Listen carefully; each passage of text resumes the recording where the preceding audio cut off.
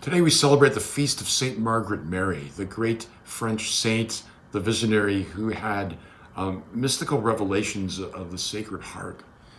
She lived at the time in France when Jansenism was rampant, and in a nutshell, Jansenism was kind of the Catholic version of Puritanism, where the focus was on the wrath of God, humanity's miserable unworthiness, fear of hell.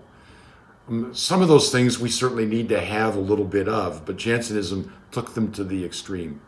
So one way to look at the Sacred Heart revelations to her was a needed correction to emphasize the mercy of Jesus, the love of Jesus, the power of Jesus within us, and his deep desire to be in union with us. There's one particular moment in St. Margaret Mary's visions that really stand out for me. I think it was the second time she had a vision of the Sacred Heart. And she said that Jesus stood before her in the chapel, and his whole body was filled with this radiant light, and his heart was on fire.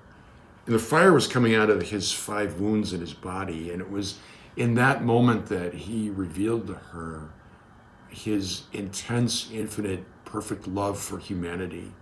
And the fact that often his love was not returned, the gift offered was not received, and the pain that caused him. And that struck me because I'm not sure if I think often enough of the fact that my response to Jesus matters to him.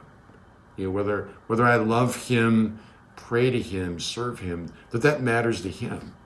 That my response is important, and at times my failures and lack of response can hurt him or even offend him. And today we ponder then the mystery of the Sacred Heart, and that God shows this cloistered, unknown nun to become the apostle of the Sacred Heart, so that we can know in the Sacred Heart of Jesus the triumph of Christ's love over everything within us that's sinful, broken, and dead. St. Margaret Mary, pray for us. Most Sacred Heart of Jesus, have mercy on us.